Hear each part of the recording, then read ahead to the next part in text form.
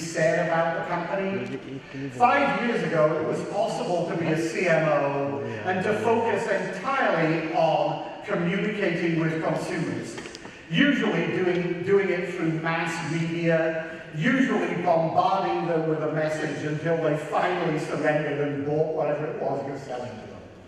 That way of business is no longer relevant. There are two things I think that have changed for the CMO.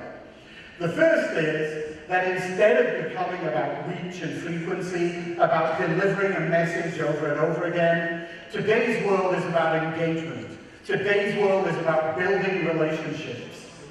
The second thing that's happened is that instead of being a simple two-way dialogue with consumers, or more likely a one-way monologue aimed at consumers, today's marketer needs to understand the broad environment of stakeholders in which his message is being delivered. First of all, he needs to understand employee communications.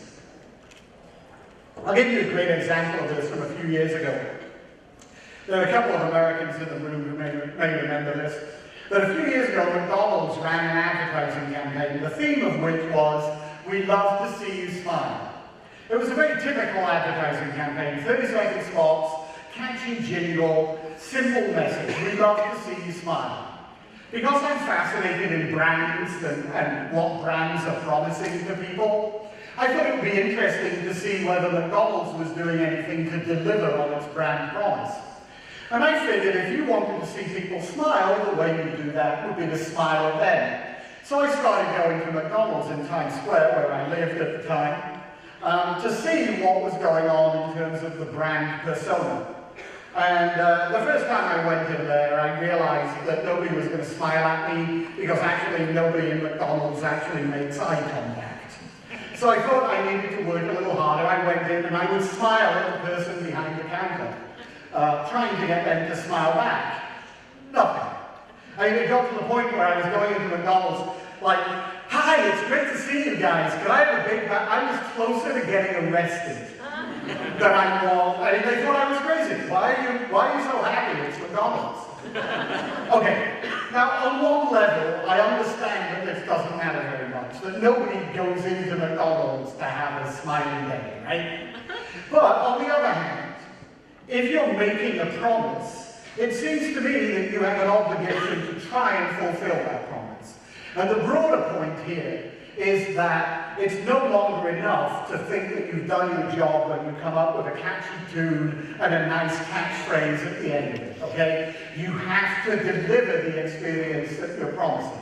And in this day and age, with social media proliferating, if there is a gap between what you promise and what you deliver, it is going to be, as I said earlier, found out extremely quickly and punished extremely severely. People will talk about it, and they will not only completely undermine your message, they will turn your message, any overpromise that you make, into a liability rather than an asset.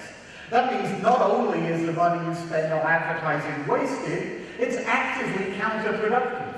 So if you're going to be a successful marketer in this day and age, you need to get into employee communications and make sure that their employees are great ambassadors for your brand.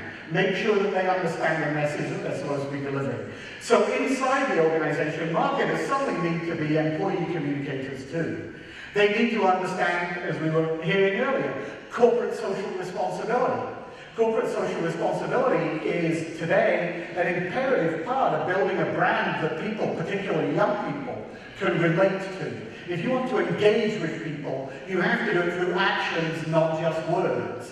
And so suddenly marketers need to understand CSR. They need to understand the regulatory environment. They need to understand how corporate reputation is providing them with a halo or the opposite of a halo.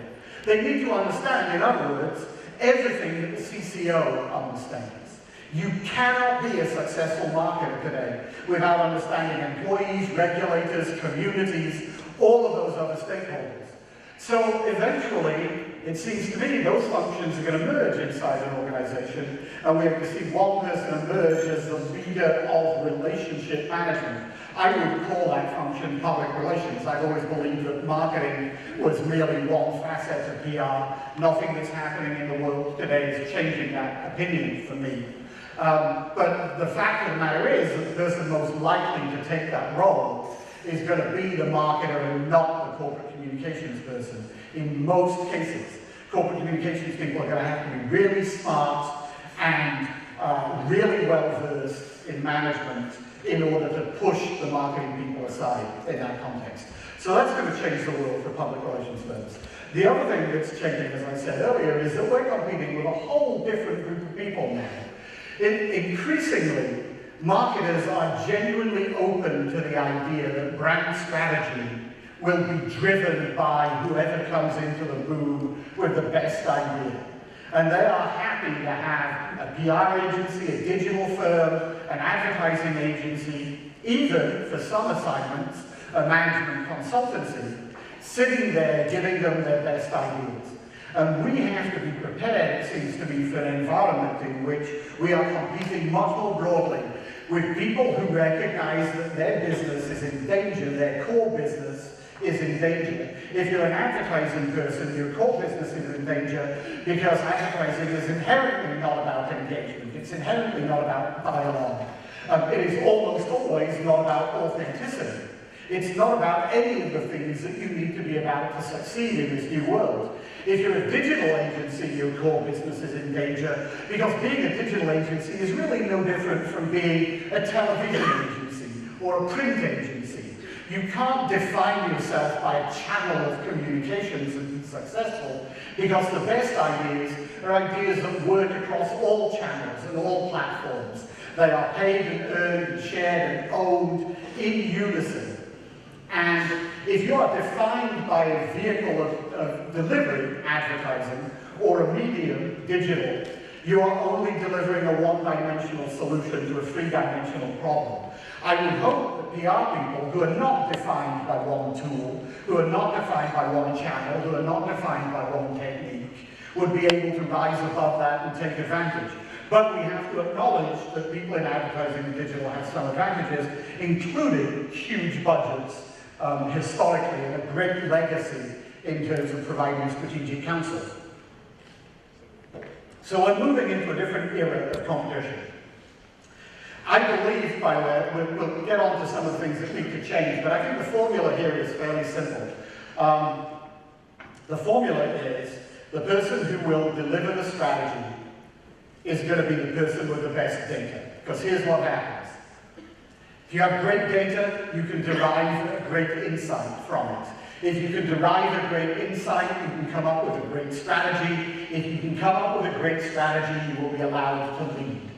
But it's going to start with data. This is not something that we have historically been good at. I'll talk a little bit about it later. So I do think there's this wonderful opportunity for us. I also think that in order to seize that opportunity, we need as an industry to do some serious self-disruption. Because I think too many of us, particularly big global agencies, are stuck with a 20th century business model and a 20th century architecture that is entirely wrong for where we are going. And there are a number of things that sort of stand out to me as problems. The biggest of which, frankly, is a practice area structure that makes absolutely no sense to me. There are two things that actually I increasingly come to object to with an alarming ferocity.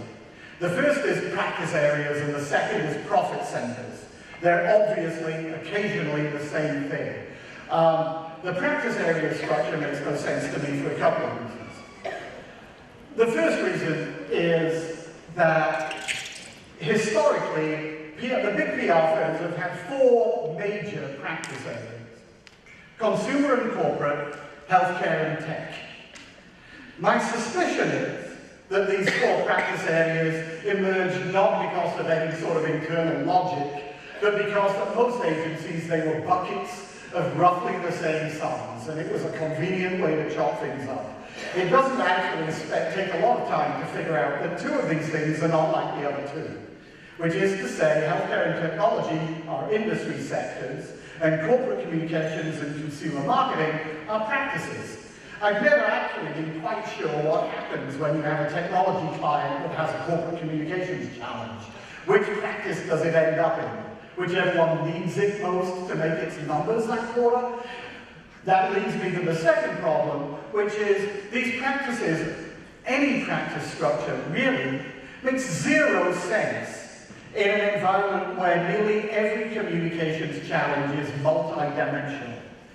There's nobody who comes to you today and only wants to reach consumers. Or if they do come today and only want to reach consumers, they really haven't thought it through. As I said earlier, if you want to reach consumers, the first thing you probably need to do is think about employee communications.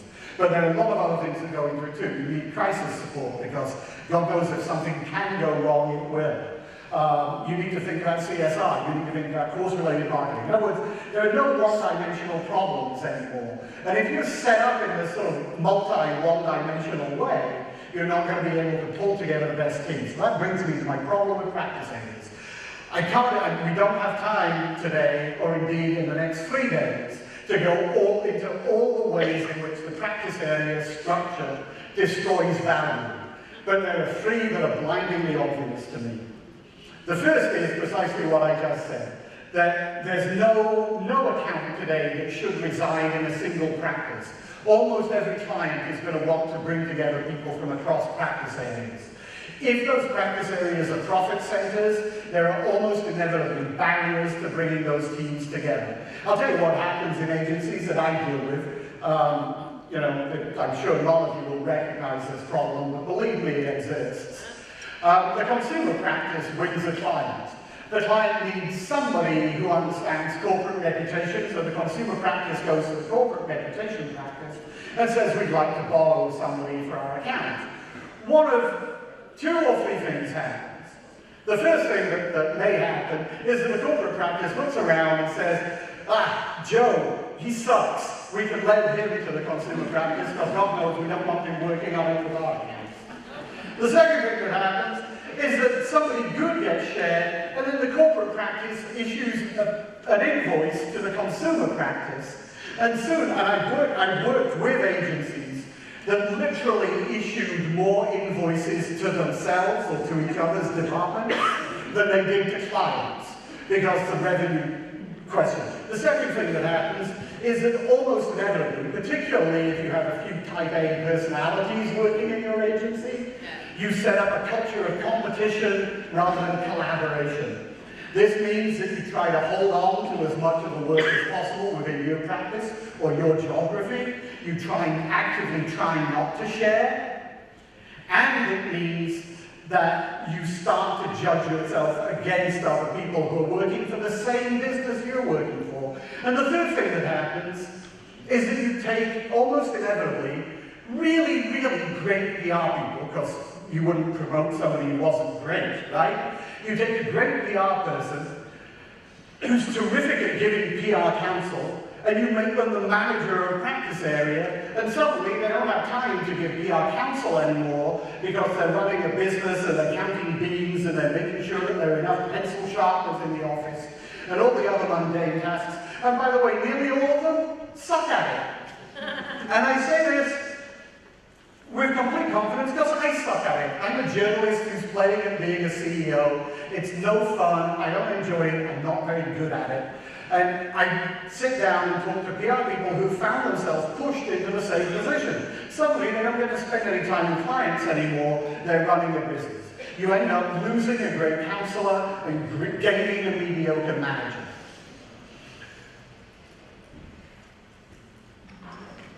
So there are some serious problems with the traditional big agency model. What's really interesting to me is that so far, despite the rise of social media, despite the fact that we are entering a new competitive landscape, despite the fact that there are some inherent flaws in the traditional business model and the global agency structure, we have seen very little real disruption in this business. By that, I mean, if you look at the list of the top 10 agencies today, 8 of them are the same agencies that were there in one form or another 10, 15, 20 years ago. The order's changed a little, yes. Edelman has benefited from the fact that it's not owned by a giant holding company. I could give another 10-minute presentation on why being owned by a giant holding company destroys value. But most of you work for independents who already know the answer to that question. But, you know, other than that, these are essentially the same names that have been on the list forever. That's slightly bizarre when you look at some of the adjacent industries. I mean, think about how the media landscape has changed. You'll have to forgive me for the American example. You know, I remember waking up, what has to be 15, 16 years ago, to the news at the headline, AOL buys Time Warner, and assuming that somebody had made a typo, because how could a company whose main business seemed to be sending CD-ROMs to people who didn't want them possibly have bought one of the great media brands in the world? Of course, now, both of them have been completely overtaken by Arianna Huffington, who 10 years ago was a crazy lady whose main claim to fame was that her husband ran the worst ever campaign to be governor of the state of California. Huffington Post has now taken over half the media landscape. We've seen nothing like that in public relations. We've seen no up-and-coming firm that has catapulted into the top 10 that is posing today a serious challenge to the Edelmans and the Golins and the Weber Shandwicks and the Fleischmans of the world. I think when I come back here in 5 years, this will be a very different presentation because I can see firms that are coming up. The obvious example in sort of Asia is Blue Focus, which is clearly going to be a top 10 agency within the next year or two. But in America, there are firms like W2O that are doing things very differently. That is arguably a data firm that happens to do some public relations rather than a public relations firm that has a great data capability. But still, the world is going to change. And the interesting thing is, if you look at the way in which we count public relations numbers from around the world, you can see that the change is actually taking place incrementally. Which is to say that over the last 4 or 5 years, the average rate of growth among big agencies has been in the range of 3 to 5%. The average rate of growth among mid-sized independent agencies has been 12 to 20%. The mid-sized guys, you may not notice it, you may not see it, the mid-sized guys are actually growing much faster than their larger competitors. It's still going to take them, you know, because of the size differential, a long time to catch up. But I'll tell you what I think is happening. The other factor in this is that as public relations becomes more and more mission critical, hiring a big global agency to do everything for you everywhere is increasingly a losing proposition. Why? Because if PR is mission critical, you want the best agency for each task in each market. And there is no big agency that can deliver that. I got into terrible trouble when I told Richard Edelman this about 6 months ago, but I still believe it to be true. There is no big global agency that is an A+ in more than half of the top 10 markets in the world. Some of them are B's and C's in half of those markets, and some of them are frankly worse. If you start to look at it in an even more refined way and say, is there an agency that is an A+ in consumer, healthcare, tech, corporate and public affairs in 10 of the top 10 markets? I think the answer is immediately apparent. Nobody even comes close.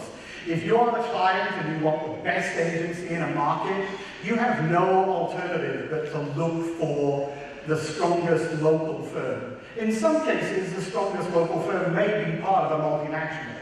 But PR demands such a level today of market intimacy, of closeness to the consumer or the community, that you have to be strong on the local level first and then sell globally.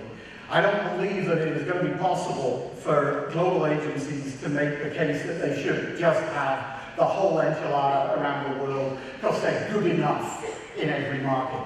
Good enough is not going to be good enough in the future. And as clients come to realize that. So I'll tell you what I think happens. Because all the big agencies I think quite sincerely believe that consolidation is the trend, right? That in fact clients are looking for that one agency more and more. Here's what happens, okay?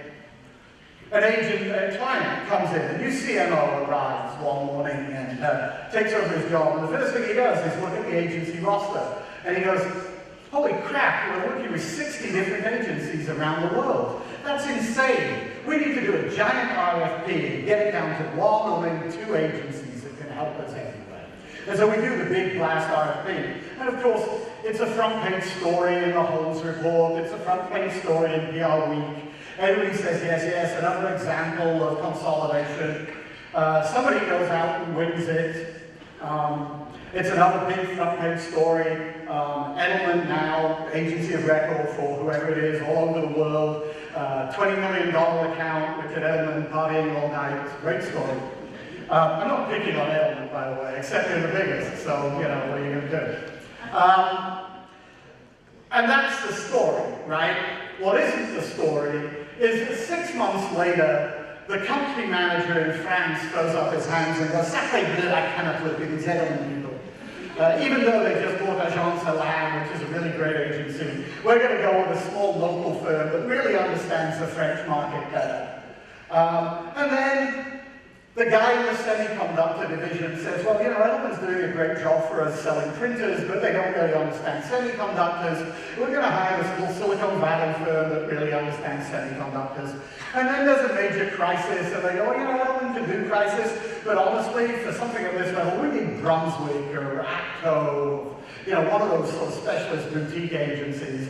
And suddenly, 3 years later, the new CMO comes in, he goes, holy crap, we're working with 60 different agencies, and nobody has realized that actually things fall apart much faster than they come together. They also do it much more quietly, but we're moving into that environment. So, what do I think are the keys quickly to doing this differently?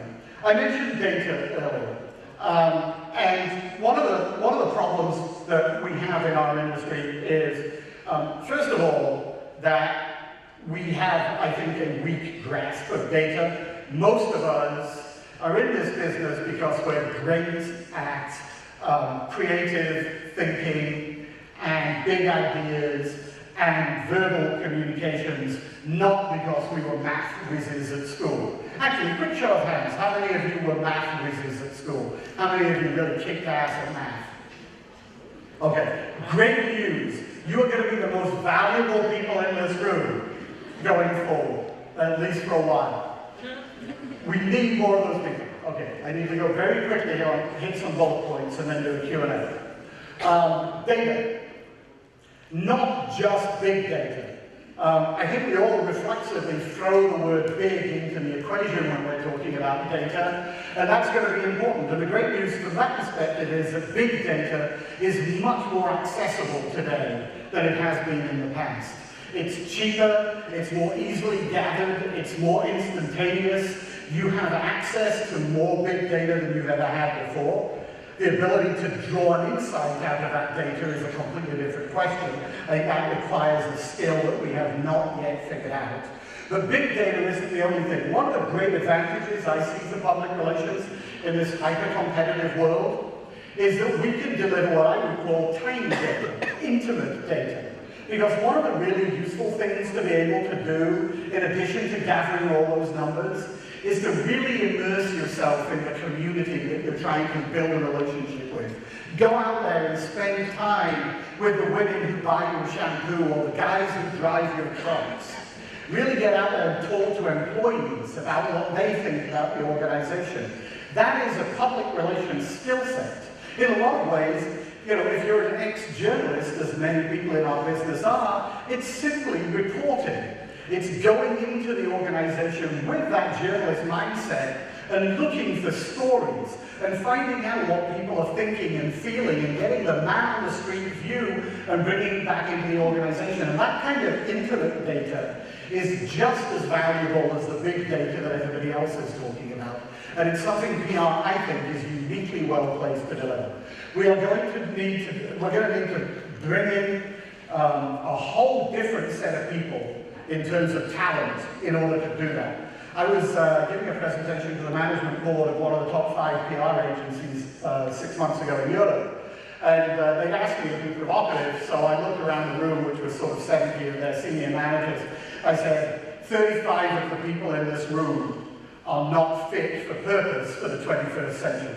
You need to replace at least half of your top people and bring in new and different kinds of people. And the fascinating thing was, the guy who brought me in after the meeting said, really, only half? I suspect he knew something about his team that I didn't. But, you know, we're in a world where, frankly, 5 years ago, 90% of the people working in PR did the same thing. We had one job, you know, we basically communicated with the media, right? Some of us did it with tech media, some of us did it with the Wall Street Journal, but we were all writing press releases, putting on events, doing the same few things to try and get coverage in the media. Today, we are doing so much more than that, and we need to bring in the data people I was talking about earlier. For that kind of intimate data, we need people who come out of a background in cultural anthropology. We need social scientists who understand not how to get a story into the newspaper, but what it is that actually moves people to do things differently, why people change their behaviors. We're going to need people who can create a wide range of content. Again, one of the great advantages that PR has over all these other disciplines is that we are completely content neutral. You know, advertising people may say they want to do something more holistic, but at the end of the day, what gets an ad guy really excited is that 30-second commercial. It's being able to go, look, see that screen, see that talking gecko, see that meerkat? I did that, isn't it cool? No advertising guy wants to go to a cocktail party and say, see that chat group on the internet? I really went and spent a lot of time engaging with some of our stakeholders today. PR people don't have that same kind of ego. If the right solution is an event, we'll do an event. If the right solution is a mobile app, we'll do a mobile app. If the right solution is a 30-page white paper densely packed with statistics, we'll do that too. We're doing great at content. We need to get better at emotional content. We need people who understand how to move people. We need people who understand that it's not presenting stale facts that wins hearts and minds. It's telling a great story and packing it with emotion and making people feel something. And finally, well, not finally, but finally because I'm being stared at, we need to get much better at measuring what we do. We have to realize that as long as we continue to provide clients with data on reach and frequency and opportunities to see, and God help us, advertising equivalency, we are allowing ourselves to be measured by an outdated metric that is no good for us because, frankly, that's not our strength. And it's no good for clients because, frankly, that's not what clients should care about in the future. What clients should care about is engagement. What clients should care about is what public relations has always been at its heart, which is building relationships. And if we can find metrics that demonstrate that we build relationships, we will have won and we will succeed, and it will be a global a golden age for the agency of the future. Thank you very much indeed. Thank you so much, Paul. I request you to take up the stage, be seated, because we're going to have Professor Shashidhar Nanjundaiah having a conversation with Paul. Professor Sashi has nurtured many PR professionals. He's been an educationist, an editor, an entrepreneur, and is currently the Dean of the India Today Media Institute. Sashi?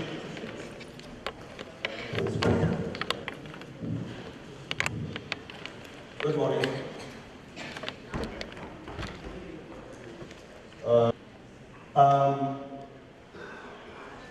I don't know if they even tried to predict what was going on today, from awareness to engagement, and from engagement to advocacy. That's what you've been talking about.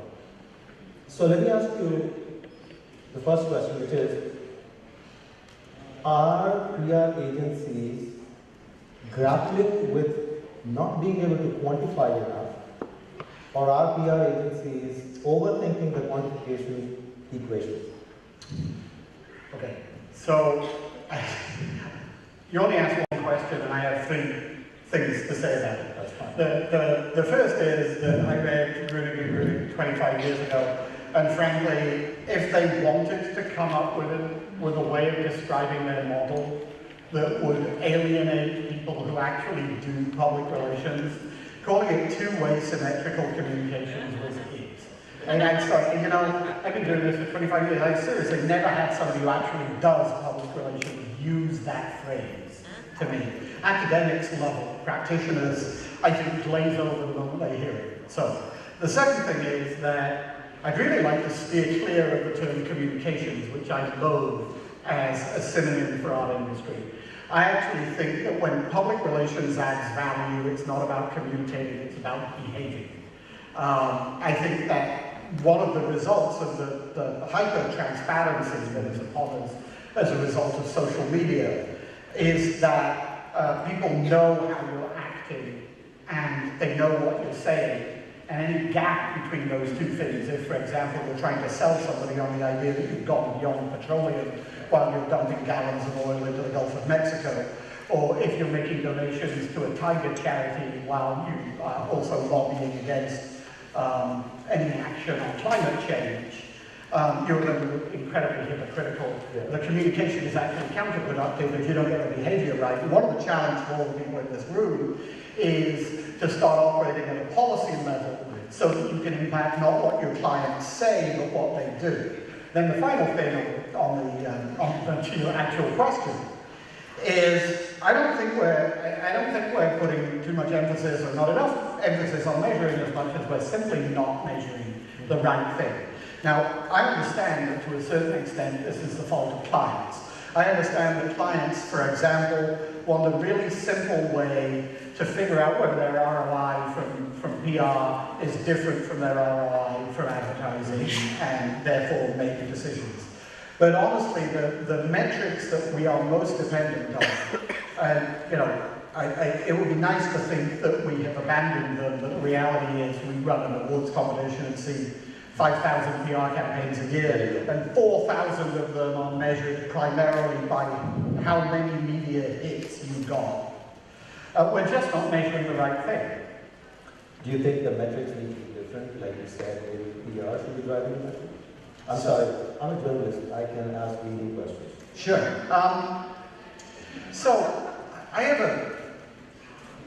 like I said, I think that what I think public relations has always been about and should always be about is building mutually beneficial relationships and leveraging those relationships for success. I mean, this is not sort of some sort of purist ideal. This is a practical discipline that ought to be about helping our clients win in the marketplace.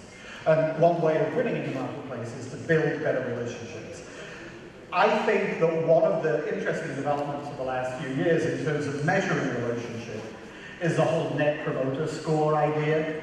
And I think that companies today should be viewing the success of all of their programs in terms of whether it created more advocates and eliminated, I don't mean, killed or silenced, but converted critics.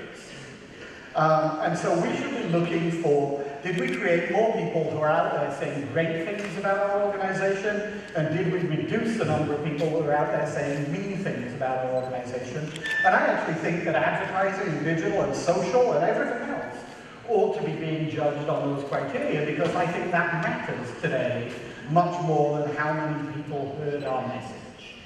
And if I could do one thing overnight, it would be to persuade CMOs around the world that that was the case, because then suddenly advertising people are getting measured on a metric that is our home turf, rather than we are being measured on a metric that is advertising's home turf. And I really believe that if we could achieve that, our share of the budget would go through the roof. Let me, and this is probably my final question to you before when we talk about, this disruption thing that you talked about, and not enough of it happening, is the kind of disruption you're talking about where you do actually operate in silos when it comes to domain, But should different departments be more integrated, by which I mean, we talk about profit centers. Are leaders and managers too anxious to create more and more profit centers within their firm and even consultancies? Although, we really talk about a different kind of a game here when it comes to consultancy. But are we doing that? Are we overdoing the walling of departments in such a way that they don't synergize very well for accountability?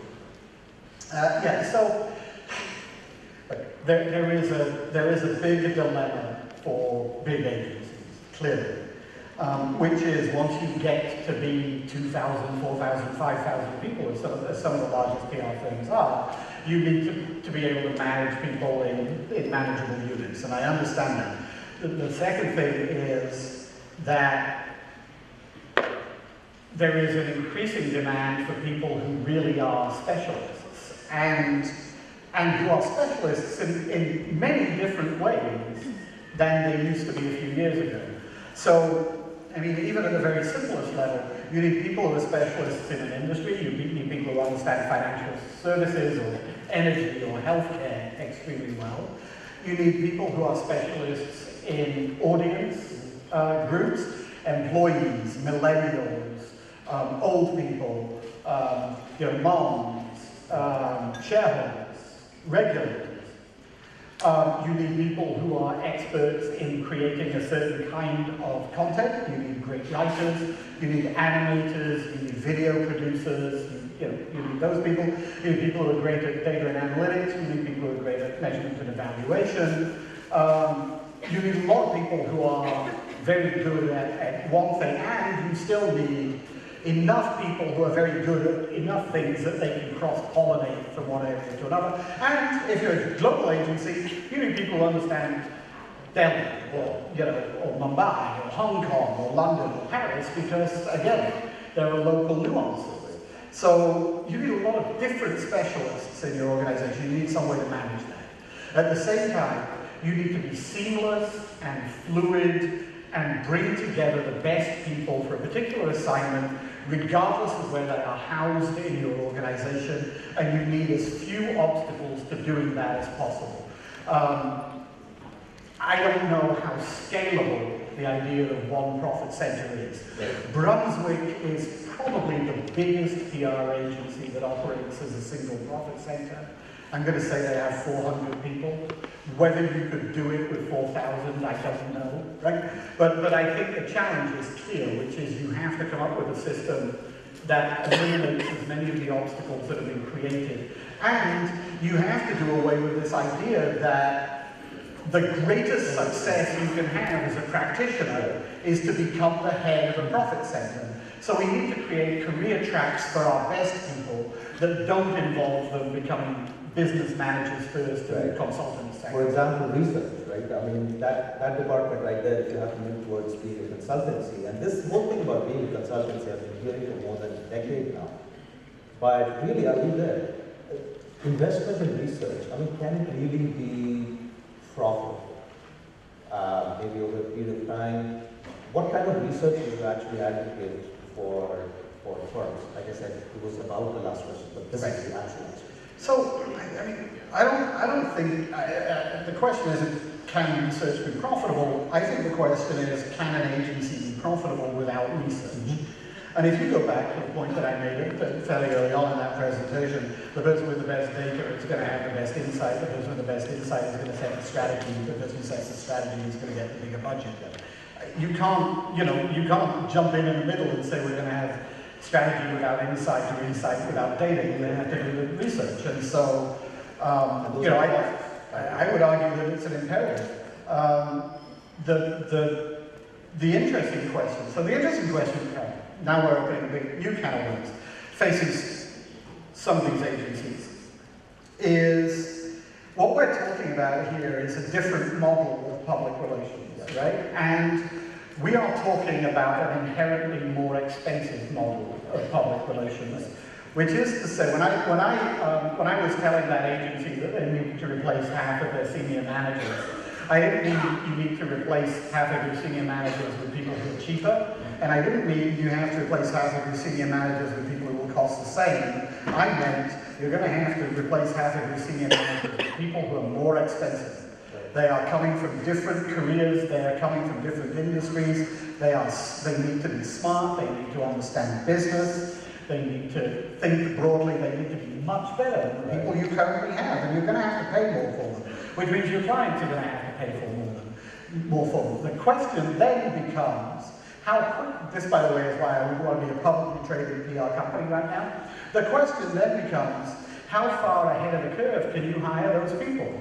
Right? Because if you're gonna charge, if the agency down the street, I don't want to name names, so agency X is charging 100, right? And because of the new people that you brought in, you need to charge 140 to really make money. You have to then persuade pretty much every client on your books that what you're offering is 1.4 times more valuable than what the other guy was offering. So they need to see the goal before you... I don't know how you do that. And the only way you can do that is over time. And if you have to hit quarterly profit targets, you cannot hire far enough ahead of the curve to have enough of those people to move fast enough to avoid being seriously disruptive going forward. Okay, questions from you? Do you have any? Hi, Okay. Yeah. I can't. No, Paul, always wonderful to hear you. could you please verify yourself? I'm here on this side, on the left side of the room. I'm saying My name is Prema Sagar from Genesis Person Master. Paul, I always, when I hear you, I agree with a lot of things, and I think about the conflict that comes in my mind. And it's not a conflict of negativity, but on understanding that when we have a business, and I know you've been in Person Mastella and you've been on this side and now you're on the other side, is that as you grow, you do learn to create these practices for the simple reason, and I'm coming to a question at the end of this, is that there's a simple reason of expertise, because if we understand a certain sector, then we are able to engage better with our clients. Now, you're talking about Brunswick and Queensbury. The first is, my argument against practices is not an argument against nurturing expertise. And I think that there's probably a way to do it without, it's an argument against nurturing expertise in silos.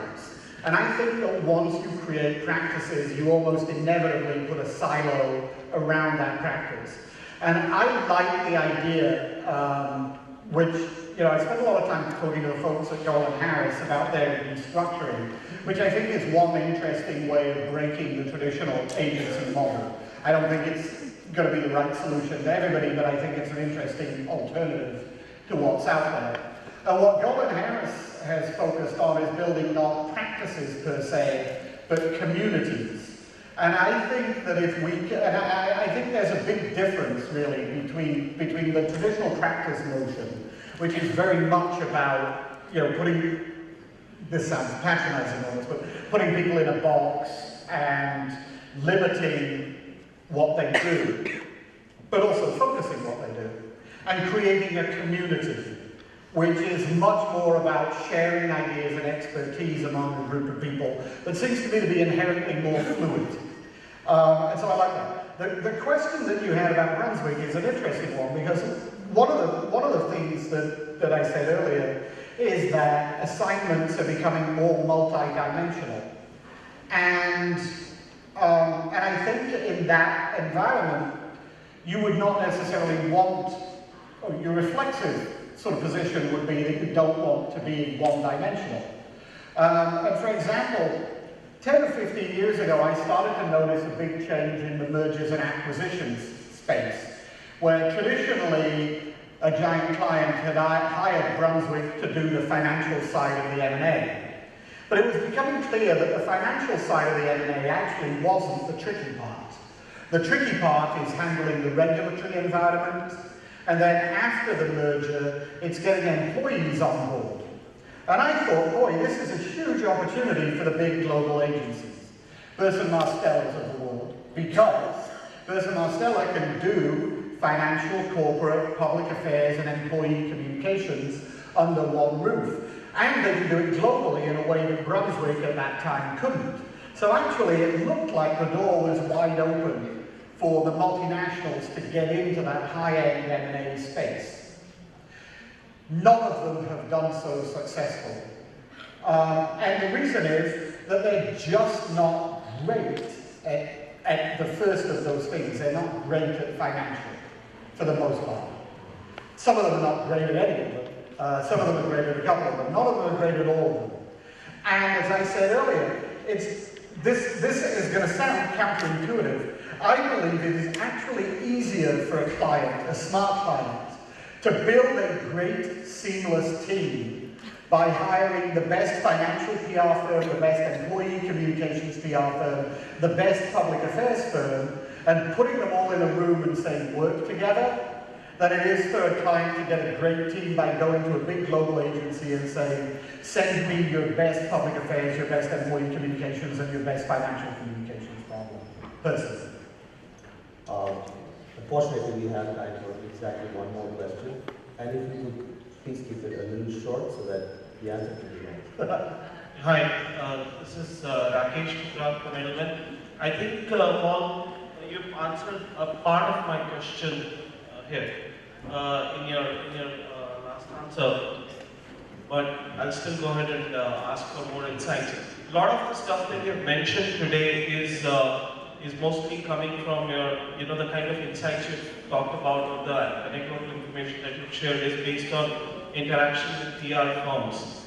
What are you hearing from the clients, and what kind of insights are you picking up from the clients? Because a lot of it is really about one very important part you mentioned about agency models becoming more expensive and cost structures going up. So is there that realization on the client side as well that to get more, they will have to pay more, and to get more specific information, they'll have to create new kitties? So I think there's I actually don't think clients are reluctant to spend money on the stuff that I'm talking about. I think that clients are still reluctant to spend that money with PR firms because I think as an industry, we spent 25 to 40 years training our clients to believe that we were incredibly one-dimensional. I think that as an industry, we almost went out of our way to define ourselves as being able to do one thing with one tool, with one audience, which is media relations. And, I run into people who say, oh, we do much more than just PR. And so I say, what do you do that doesn't help your client build a relationship with the public? And they look at me like, well, what does that have to do with what I just said?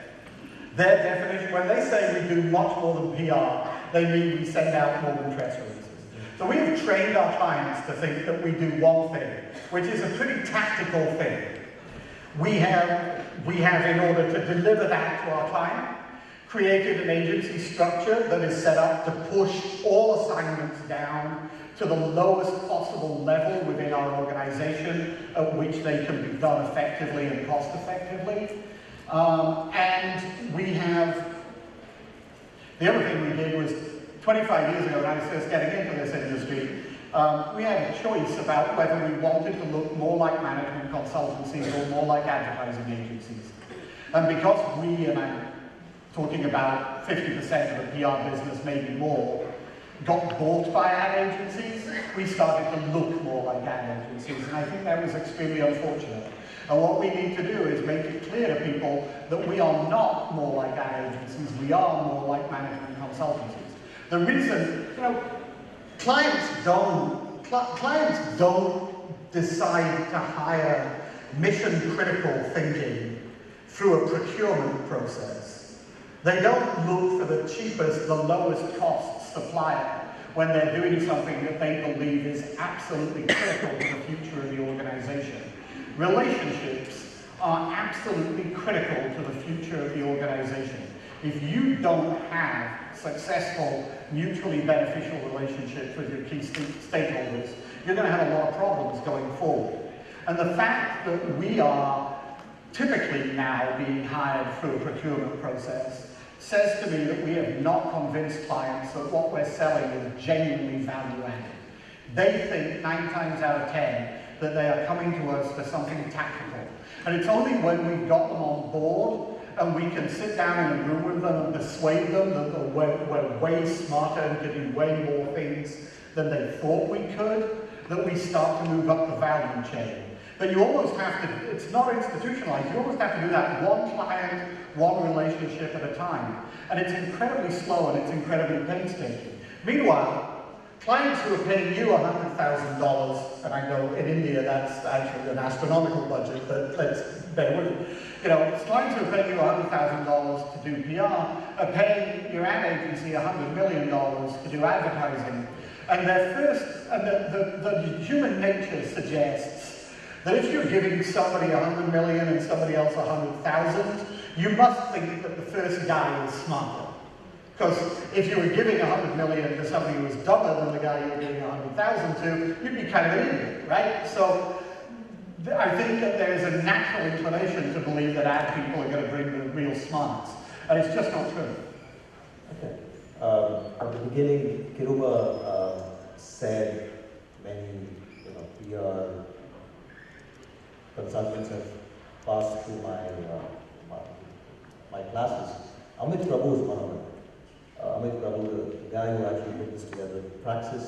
I would like to thank PRAXIS very much for giving us this opportunity, and a great applause for you. Ladies and gentlemen, would you like Paul's address?